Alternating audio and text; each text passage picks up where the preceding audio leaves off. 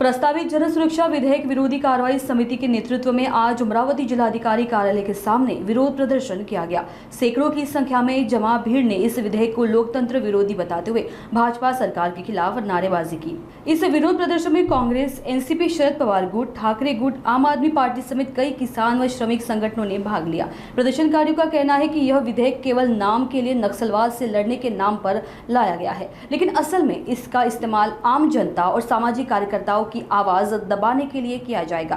प्रदर्शनकारियों ने चेतावनी दी है कि अगर यह विधेयक वापस नहीं लिया गया तो राज्य भर में आंदोलन और तेज होगा। भाजपा फडणवीस आणि मोदी सरकारच्या विरोधामध्ये संपूर्ण महाराष्ट्रामध्ये आज जिल्हा व तालुका केंद्रावर सर्व समविचारी संघटनांच्या वतीने आंदोलनाचे आवाहन केलेले आहे। या आंदोलनामध्ये काँग्रेस पक्ष, राष्ट्रवादी काँग्रेस पक्ष,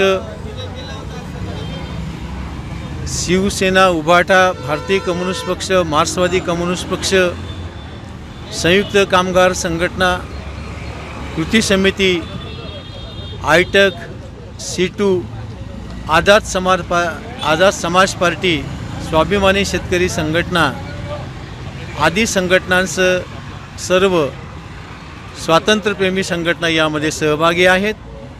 नव्यानेच फडणवीस सरकारने जनसुरक्षा विधेयक आणण्याचे जे त्यांचे प्रयत्न सुरू आहेत त्याला कायद्याचं रूप देण्याचे प्रयत्न सुरू आहेत। हे विधेयक म्हणजे जनतेला आंदोलन करण्यापासून रोखणारे विधेयक आहे।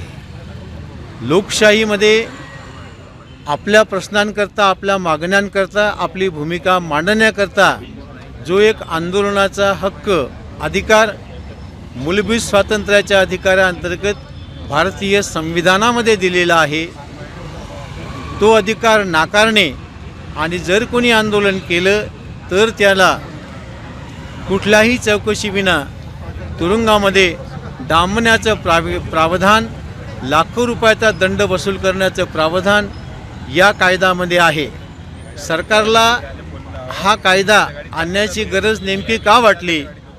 सरकारला जेव्हा सर्व प्रवर्गातली जनता, ओबीसी पासून, शेतकऱ्यांपासून, कामगारांपासून सर्व लोक माझ्या प्रश्नाचे नेमके काय झाले, निवडणुकांमध्ये जे काही तुम्ही आश्वासन दिलं होतं त्या आश्वासनाचं काय झालं, आमचे प्रश्न तीव्र होत असताना तुम्ही आमच्या प्रश्नाविषयी बोलत नाही, आम्ही तुम्हाला भाकर मागतो, रोजगार मागतो, तेव्हा नेमकं तुम्ही आम्हाला धर्म आणि जातीचे भांडणं लावता, ते सांगता, वितंडवाद सांगता।